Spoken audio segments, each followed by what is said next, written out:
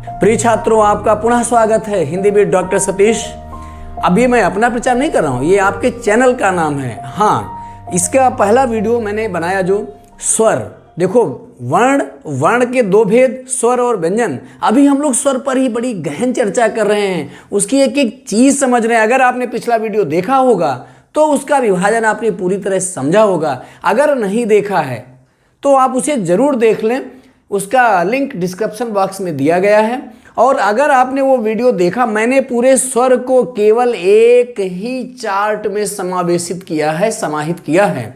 आपने अगर उसे देख लिया तो जो आज मैं उस पर आधारित अब तक की परीक्षाओं में पूछे गए प्रश्न, उनका संकलन लेके आया हूँ, ये आपके लिए बिल्कुल हलवा हो जाएगा। कैसा हो जाएगा? हलवा हो जाएगा। और अगर नहीं देखे हैं तो कोई चिंता की बात नहीं है, मैं एक एक प्रश्न बताऊंगा और उसका उस चार्ट से बिल्कुल उसको कनेक्ट करके एक एक चीज़ समझाने वाला हूं। तो आज इस वीडियो में आप समझ गए होंगे मैंने क्या पढ़ाने की कोशिश किया, मैं क्या पढ़ाने वाला हूं। आज के वीडियो में स्वर पर आधारित बहुत सारी परीक्षाओं में पूछे गए प्रश्न, MCQ, उनके उत्तर, एक एक चीज बताने वाला हूं। चलिए बिना किसी भूमिका के चलते हैं सीधे प्रश्नों पर। देखो, पहला प्रश्न है, वर्णों के कितने भेद हैं? प्रिय विद्यार्थियों, आपको ध्यान देना चाहिए कि वर्णों के भेद विकल्प देखो, 10 कहाँ हो जाएंगे, 7 ये भी नहीं, 8 वो भी नहीं। वर्णों के विकल्प में जो दिए गए हैं 2, और वो कौन कौन से, चार्ट में मैंने साफ साफ बताया है, स्वर और व्यंजन। समझ में आ रहा होगा? देखिए, बड़ा सीरियस जरूरत नहीं है, बीच बीच में हंसते मुस्कुराते भी रहिए। वर्णों के समुदाय को क्या कहते हैं? कभी कभी देखो, ये सारे परीक्षाओं में, रेलवे, SSC, तमाम सारे कंपटीशन में, RO और SI की परीक्षाओं पूछे गए प्रश्न हैं, बार बार उस पर फोकस करना। वर्णों के समुदाय को क्या कहते हैं? ये केवल प्रश्न को घुमाया है। वर्णमाला, सर्वनाम, अक्षर, क्रिया। तो ये आप खुद ही अगर चार्ट आप समझ रहे होंगे तो वर्णों के समुदाय को क्या कहेंगे? वर्णमाला। बिल्कुल आपकी समझ में आ जाना चाहिए। वर्णमाला किसे कहते हैं? देखो, अभी इसी प्रश्न को ऐसे घुमाया और ये SI वाले में ऐसे पूछा है कि वर्णमाला किसे कहते हैं? शब्द समूह को? नहीं भाई, शब्द तो वर्णों के योग से बनता है। वर्ण समूह को, यही उत्तर मिल गया ना आपको, यही सही उत्तर है, वर्ण समूह को। लेकिन अगला विकल्प पूरा समझना चाहिए, ये नहीं होगा क्योंकि आपने सारे विकल्प नहीं सुने। वर्णों के व्यवस्थित समूह को कैसे? अगर कोई लिख दे आ, उ, री, ई, अंगा, ज्ञा, त्रा, तो इसे क्या वर्णमाला कहेंगे? वर्ण तो है लेकिन वर्णमाला नहीं है। क्यों? क्योंकि वर्णमाला का मतलब है वर्णों के व्यवस्थित समूह को। इसका मतलब यह है छात्रों कि आपको सारे विकल्प पढ़ना चाहिए। देखो, अभी गलत कर दिए थे, एकदम नहीं था वो उत्तर। हिंदी भाषा की कुल वर्ण लिपियां हैं। देखो, एक केवल प्रश्न बेवकूफ बनाया है, लिपियां शब्द लगा करके उसने धोखा कर दिया। उसे केवल कुल वर्ण मतलब है।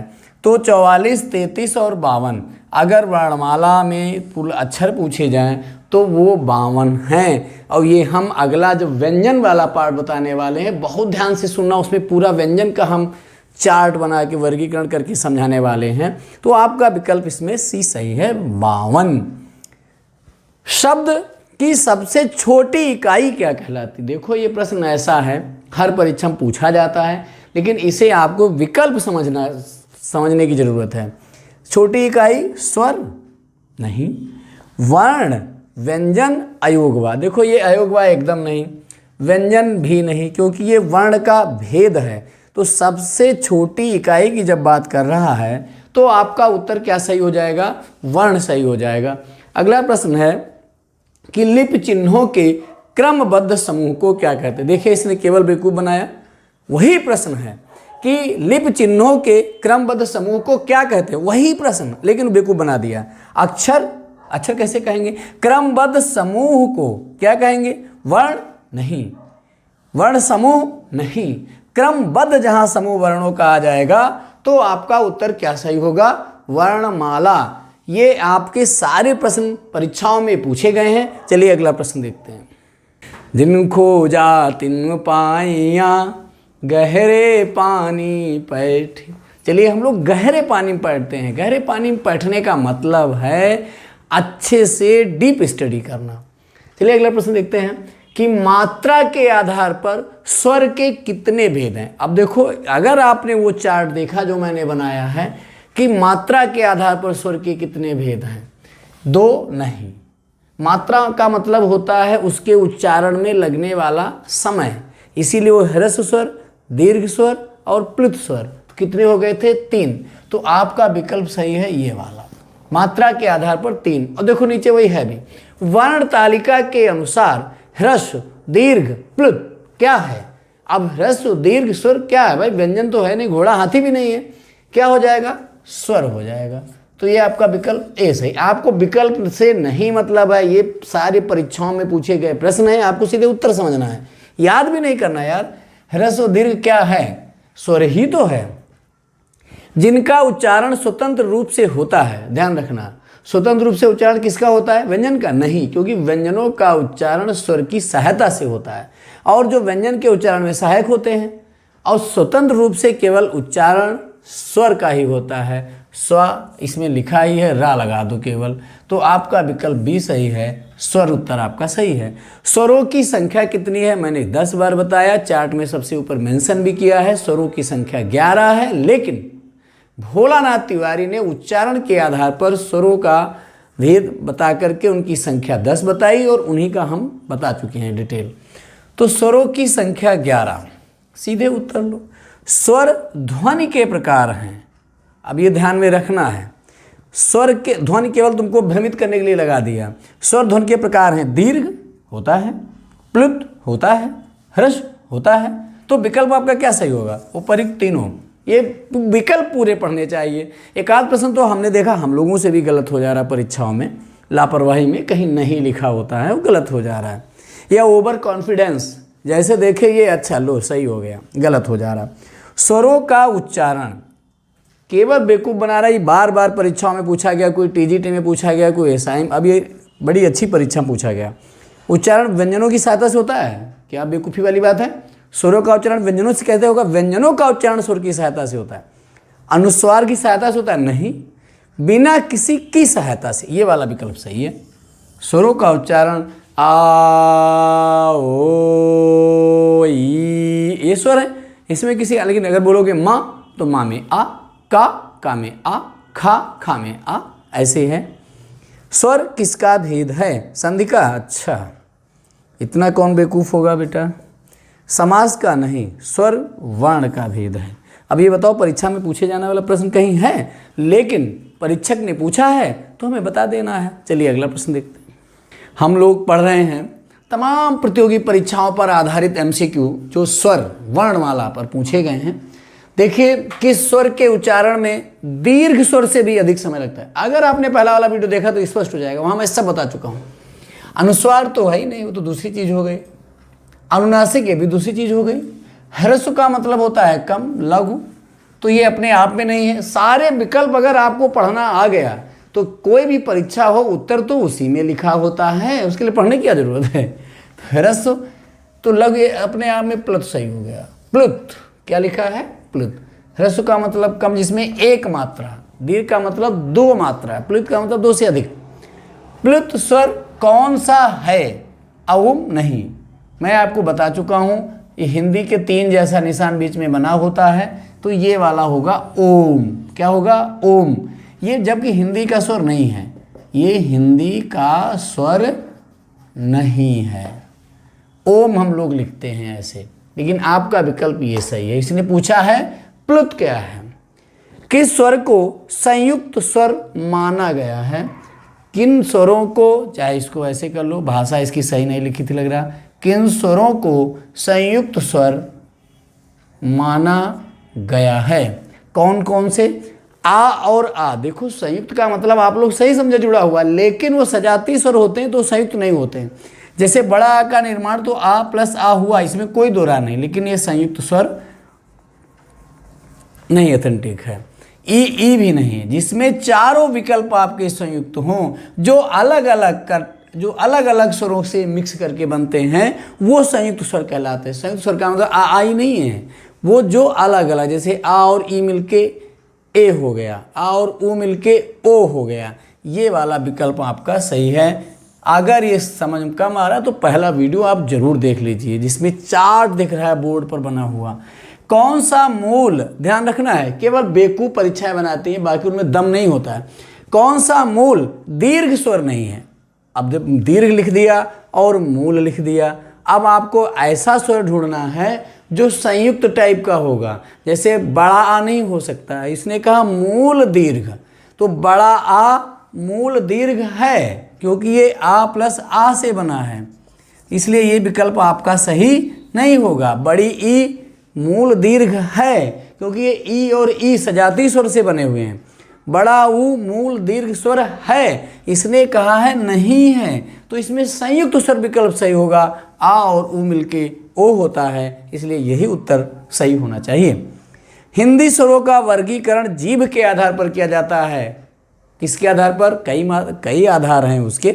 तो जीभ के आधार पर किया जाता है, उसके अंतर्गत भेद नहीं आता। यानी कि जो जीभ के आधार पर विभाजन है उसमें 3 है ना, कि जवान देखो ना ऐसे, इस तरीके से जवान, तो ऐसे है, इसके आधार पर विभाजन किया गया। तो आगे वाले हिस्से के आधार पर अग्रस्वर कहा गया, मध्य वाले पर तो मध्य कहा गया, और जो पीछे का उसको पश्च कहा गया।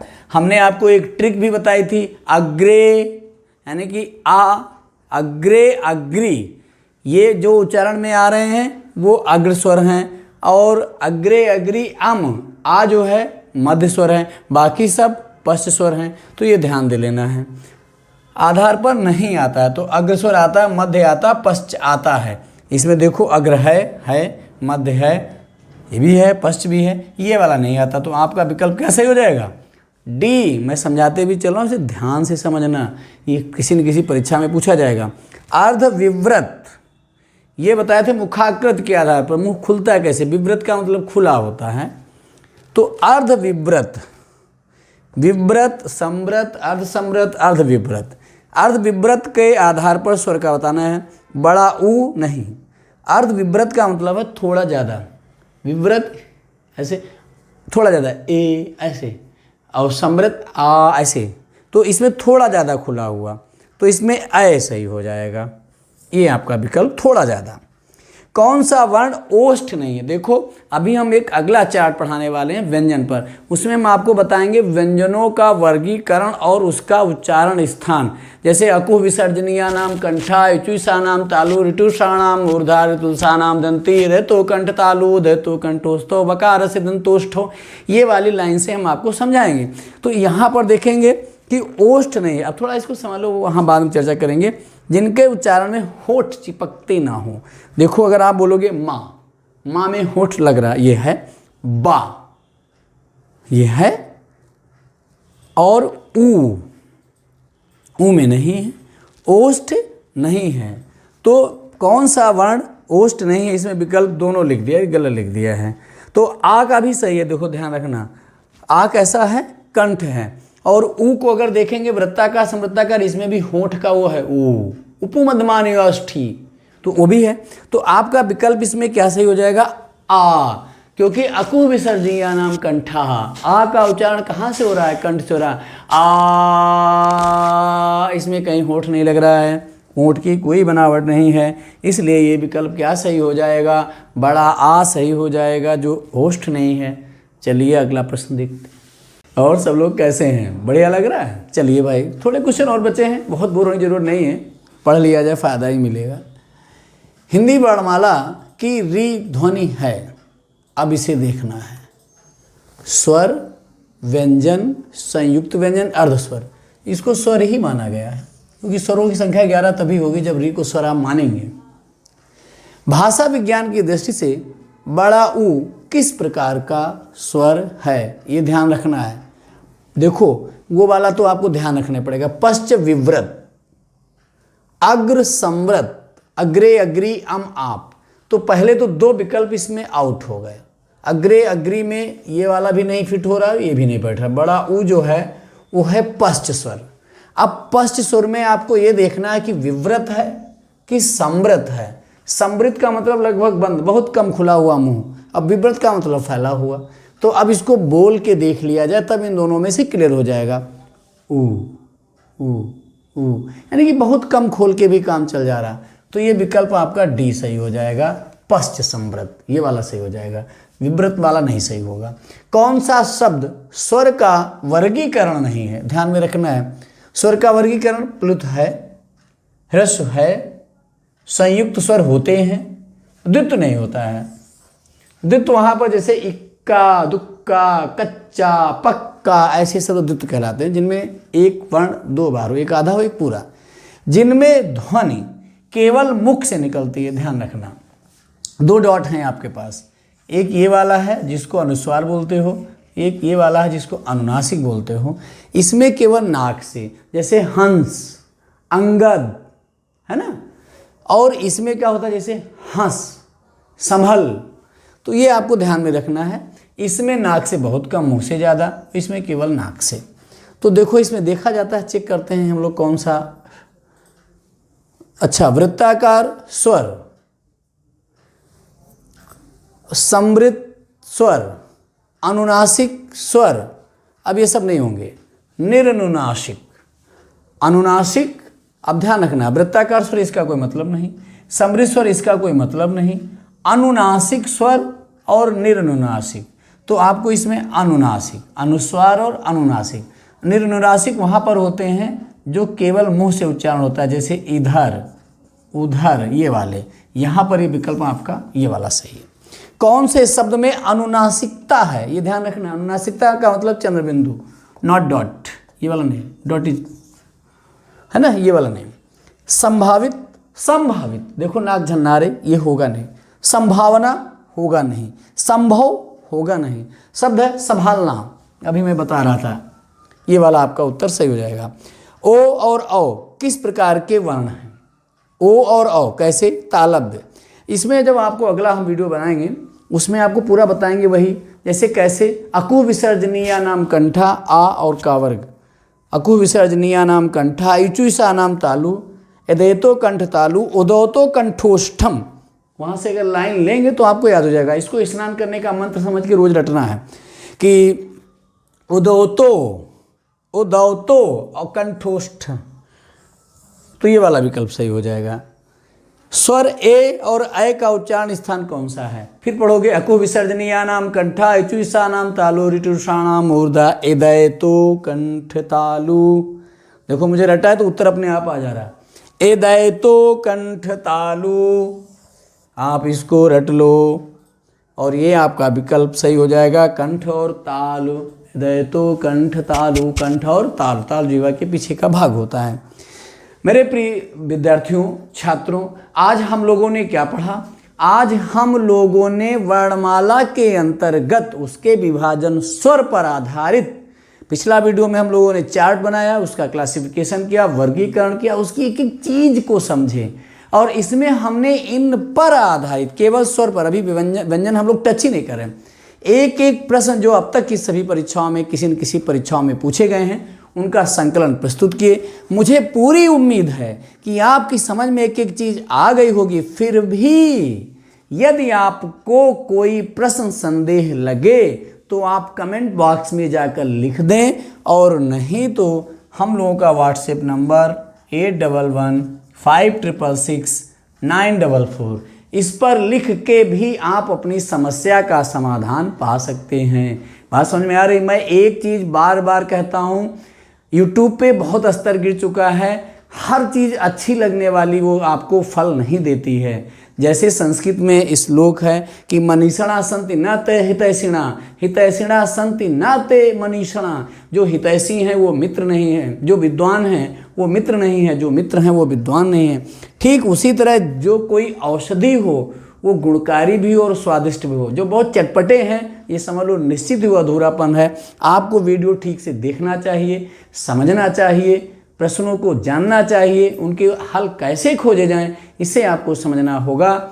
आप अच्छे से पढ़ रहे होंगे मुझे पूरी उम्मीद है, और परीक्षाओं में आप अपना सर्वोच्च स्थान लाएं। ये ऐसे वीडियो जो प्रत्येक कंपटीशन में, चाहे वो हाई स्कूल का बच्चा हो, चाहे इंटर का हो, चाहे TGT, PGT, SI, RO, REET, तमाम सारी परीक्षाओं में इनमें से प्रश्न पूछे जाते हैं। आप सब पढ़िए, गुनिए, एंजॉय करिए, मस्त रहिए और अपने उच्चतम आदर्शों को प्राप्त करिए। मेरी यही शुभकामनाएं हैं, मेरा यही आशीर्वाद है। बहुत बहुत धन्यवाद।